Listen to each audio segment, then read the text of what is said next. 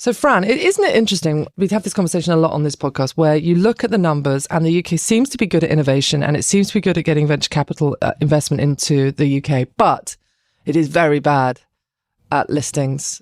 So much so that over the last year at Bloomberg, some of our reporters have got scoop after scoop after scoop on companies deciding to go to New York. It's the big one, isn't it? There was at some point a concern that the financial centres would move to Europe. They haven't moved to Europe, but there are definitely IPOs that the UK should have won, that the City of London should have gotten, that have gone elsewhere. So the man responsible for all of this is new into his job. It was Andrew Griffiths, who people might remember we interviewed on In the City a few weeks back. And then I think a week later he was moved and there is no correlation. And now it's a new chap called Bim Afolami. Welcome to In the City, Bloomberg's podcast connecting you to the conversations and the stories shaping the world of finance. I'm Allegra Stratton. And I'm Francine Lacqua. And this week we have with us City Minister Bim Afolami, the Economic Secretary to the Treasury. Been an interesting week, hasn't it, Bim, with Simon Clarke coming out calling for the PM to go? Well, look,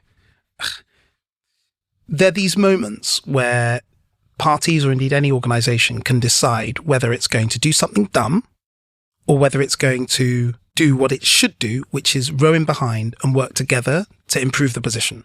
As a party, in a strange way, this week's actually been quite positive because you had Simon Clarke, who has said something and called for the PM to go, which literally even people who are really against, who really don't like the Prime Minister, if you're honest, they have come out and said, this is a terrible idea, Simon. This is a really, really bad idea. And that just shows how unpopular that decision is. And I do not think the party has any truck with it.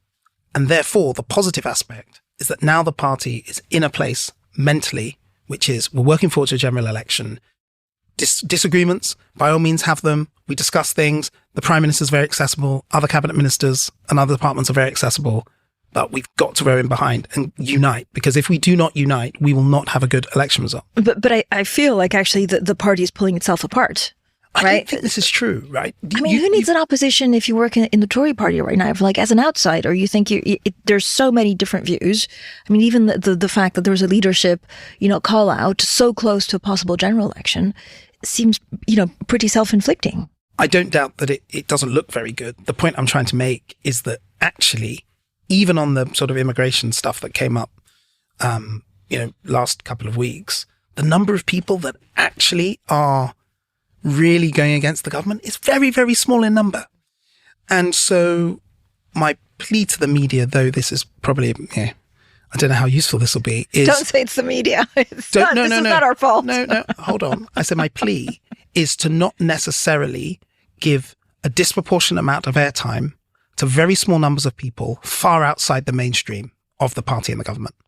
Can I just sort of moving on from party politics into policy, which I think is linked in that people talk about the next election and they have the sort of top tier issues of obviously cost of living, immigration, NHS, and your portfolio obviously isn't in that, but it is in its own way going to be material to the next election because it's about this growth agenda and about this sense that you guys know how to grow the pie, which Fran and I talk about all the time on this podcast. How do you see the role of your portfolio playing into the next election? That's a really, really important question because I think there are really two aspects. The first is that we have got to raise our long-term trend growth rate in this country. Right? We're not unique in having this problem. I think the whole of Europe has this problem. But one way in which we need to be able to do that is to allow and encourage our financial services sector to innovate and grow more, but do that in a way that benefits the wider economy. And that's where it has a political relevance in a day-to-day way, because if we need to get, for example, we've got, nuclear plant we're building. Private capital is so important to deliver energy infrastructure, which is hugely politically important.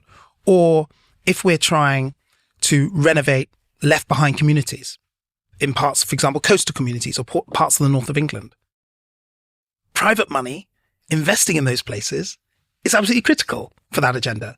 That's why this brief on financial services is, to some degree, and I'm biased, but, it's the best job outside the cabinet because it really allows you to not just deal with incredibly clever, able people in world's leading global financial center, but you actually are integrally connected with what we're trying to do, which is grow the economy. And with this chancellor and prime minister, you've got people who really think in the long-term way, which in the last year of parliament is not always a given. And these guys, having spoken with them and worked with them over the last couple of months in this job, are always thinking, over the long term, is this going to make a difference? But they're probably not in charge in 12 months.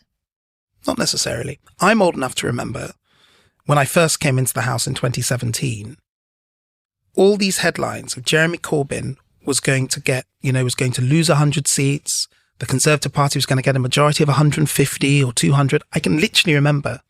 And that was right up until the election campaign started. 4 weeks later, he'd gained 30 odd seats and we had lost our majority. Now, I'm not predicting anything. I'm just making the point that elections, not just in this country, across Europe, across the West, are volatile things. A lot has happened in the last 4 or 5 years. And the only way you can proceed in this environment is do the right things in the long term, but also backed up with short-term measures as well. So short-term, long-term, when do you think there is a significant suite of measures that have been announced by the Chancellor and you're pushing forward? We were just listening to you talking to a group of city analysts and bankers downstairs at Bloomberg HQ. When do you think some of them check out? What's the sort of, I think you made a bet with the audience downstairs, didn't you? Yeah, I did. I could see my officials slightly look at me and say, what on earth is the minister going to say? You put any numbers on it, but yeah. You did say that you thought that just having a look at my notes, that the FCA's new regulations on single listings would narrow the gap, but you very cleverly didn't say by when. When do you think? Well, no. So the overall framing of all of that was by midway through this year. So the Mansion House. Yeah. Right. So the Mansion House speech, and it's going to be roughly halfway through the year. And by that point, we're driving towards that as a time when we need to have delivered a lot of things that we've promised to do and that we are doing right now.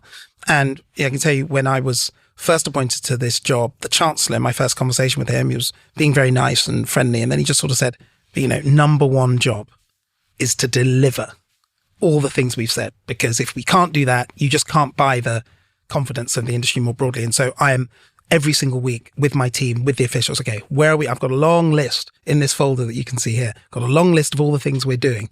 When is the FCA doing that? How can we move this forward faster? How can we get these things moving faster?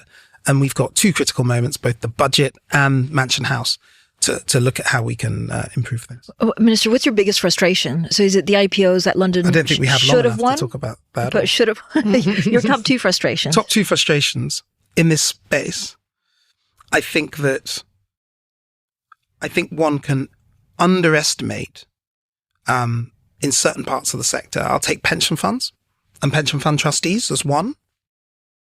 The extent to which the private sector can be just as risk averse, just as wedded to the status quo as anything you find in the public sector. I think that some conservatives do sort of have that prejudice, which is, private sector is all innovation and growth and dynamism. Public sector is the opposite. That is not necessarily true. I'd actually say the biggest distinction is big and small, right? Often. So I'd say that is a frustration, is often saying, look, we are trying to improve the private market for the private sector, and you don't necessarily find always the willingness. I say that that's one frustration. And the other is to be able to connect in practical terms capital markets and the real economy and real people. And I see one of my key jobs is doing that. I started that today, but over the next few weeks and months, I'm going to be increasingly talking about how private markets and all the things, reforms, I'll take Solvency II reforms that we've done, which are a technical term for basically capital requirements that were under an EU regulation that insurers had to keep.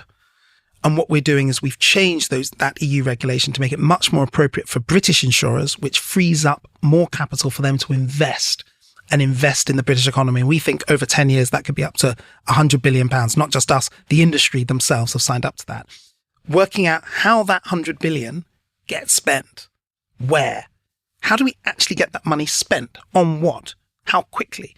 That whole thing is politically relevant because people will notice if your town centre now gets a huge amount of investment from a big insurance company. But also it's important for the sector to show that when we do these reforms, they actually get somewhere. They lead to something. And what is the answer to when? Is it pre an election, or is that unrealistic? When you start to see that money actually sloshing out the gates? I am speaking to them very frequently. This year we need to start seeing this money deployed. This needs to happen this calendar year. You had a great stat about retail investment. British people held 22% of equities 15 years ago. Now it's 11%, and you want to reverse that. Just talk to us. This is like high street brands. It used to be normal to invest in them. So the difficulty is that I just think that there was a wave of privatizations in the 1980s. And, whether it be British Gas or BT and all of these sort of companies. And there was a whole generation of people who understood what share ownership was. And we've just lost that. For some cultural reasons, for some regulatory reasons. I think that we went through a period of time after the financial crisis where it just became harder to engage in these markets unless you were a professional. And for both cultural and regulatory reasons, we made it difficult. We now need to rediscover that because that desire is still there amongst British people. How do I know that? Because you look at the crypto holdings that people have. 6 million people in this country hold crypto assets. 6 million. And most of them are not holding shares. So you've got to have the question, why is it that they feel that they can and are excited and will talk to you about investing in crypto? I'm sure you guys have had this experience. They will talk to you about it and they will be very knowledgeable about it. They'll be interested in it. And I'm not saying they shouldn't do that. I'm just saying we need to make sure that they feel as excited, as engaged in the public markets. But crypto is because the returns on crypto were like, you could double your money. You can make it. You could also lose, 120% of it probably. Yeah, it can go up and down. Right? But it's just because the crypto, I guess, represents the possibility of getting rich very quickly, which hopefully British company shares would not do that because they're more stable. That's a very fair point. And it's worth being honest enough to say some people may invest in crypto and it's almost like betting. But alongside all of this is defined contribution, auto-enrollment, and the necessary reforms we've got to make it easier for people to practically engage with their savings. So one of the things we're doing is we're moving towards what we call a pot for life on pensions. So people move around, they have often 4 or 5 jobs or several careers. It doesn't make sense to have lots of little pension pots all over the place. We're trying to bring all that together so that people have a much clearer picture of what their pension pot is, what it's going to do, what they might like to invest it in. You then have making the markets more easy for retail investors to engage with. And the reason why I'm so passionate about this is, I worked in the city. I was a corporate lawyer at a firm called Freshfields, then an American firm called Simpson Thacher and Bartlett. Then I worked in strategy and restructuring at HSBC. So not doing corporate law anymore, and the people who I used to work with, who are now, partners of all these big firms and people in private equity and who I used to do deals with, they have access to private markets. They have access to the Blackstones and the KKRs and all of the CVCs, but ordinary people do not.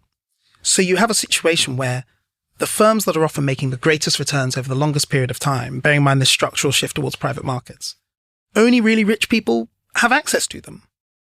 Some people obviously have access through their pension funds, but one of the other reforms we're doing is to make sure that pension funds invest more in alternative assets, British pension funds, because actually British pension funds haven't been investing nearly enough in those high growth sectors. So it makes no sense to me. We've got to allow ordinary people to have a stake in their economies. One of the ways to do that would be the sell-off of NatWest this year. Just explain, paint a picture for us of how big that, in your mind, if it's successful, how it would go. Does it mean all of us in this room have shares in NatWest? Well, you'll definitely see adverts. You just signed that off this morning. Well, you will definitely see adverts. There's a whole, you have to be careful because obviously one has to be careful to make sure you present people with appropriate information. But I'm very, very committed to making this as wide an offer as possible so that as many people as reasonably possible can participate. It makes no sense if it only goes to people with thousands and thousands of pounds in savings. That is not fair. I really am committed to make sure that ordinary people who might only have a bit of extra money can participate in this. So that's the first thing. But alongside that, we're doing a lot of work on improving the provision of financial advice and guidance to people, because the industry at the moment, because of regulatory concerns, and by the way, I'm very happy to criticize the regulators, as you guys know, but this isn't necessarily their fault. It's the way how things have evolved over time, where it is difficult for people to get cheap, accessible, sensible financial advice. For example, we've got £300 billion stuck in cash ISAs, not really doing anything, which isn't necessarily, in most cases, the wisest thing for a lot of people to do. We're doing a lot of work on improving that. We call the advice guidance boundary, and how do we encourage more firms to offer sensible, affordable advice for people at the same time as bringing forward the NatWest. And so I can see this to be really a moment where we give people access to a great British bank and a great British recovery, frankly, from the financial crisis, but at the same time make sure that people take that opportunity to think about financial advice, look at their pension pot, because all of these reforms should come together at roughly the same time.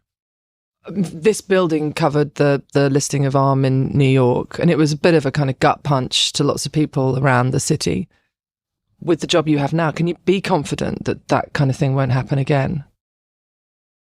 When you look at, and I've asked for this analysis and I've seen it, the actual results of companies that really should have listed in Britain for their geography, their headquarters, the nature of their business. That's not all British companies, because actually some are 80% US. It makes sense for them to list in the US, and it's important that we accept that. But when you look at those that probably should have or wanted to list in the UK and felt they didn't want to, the results over time haven't been great. And so I've seen that from investment bankers across the city. And so I think that the broader advisory community and the bankers are talking to, when people come to them and say, oh, what about the US or whatever, that's not to say there aren't things we need to do. And look, I've spent the whole time talking about all the things we need to change. They will say, well, don't assume that going to the US means it always ends up brilliantly. Your business may well be better suited over the long term for sustainable valuation in London. And so that's why we're making all these regulatory changes, to make ourselves match fit for when the market recovers more. Last year was poor generally. This year, things are improving, making sure that we're match fit for when the market is ready, we're here. But the market will only be ready after the elections? I mean, there's still quite a lot of uncertainty on tax, on what Labour would do, on, even private education tax. So is private capital going to wait and see the outcome of the election and then decide whether they want to come in? I think that the opposition has seen how we very carefully built a consensus for these changes within industry and across government at all levels, and the regulators. So to be honest, I don't anticipate them in terms of the regulatory changes. If they were to form a government, I just don't see that the industry would now turn around and say, we want all these things to change back to how they were. But I will say this, and I don't want to be party political on this because, we're having a nice time. Always on In the City. but what I would say is, Labour are committed to spending an extra £28 billion above the government's plans. They've said they're not going to change income tax or national insurance. Okay. But they're going to have to change something then, because that 28 billion is it's the equivalent of about 5% on income tax. It's a lot of money. So people have to note that and realize, and in particular, I think to people in the city, they've got to realize that, who's in charge does matter.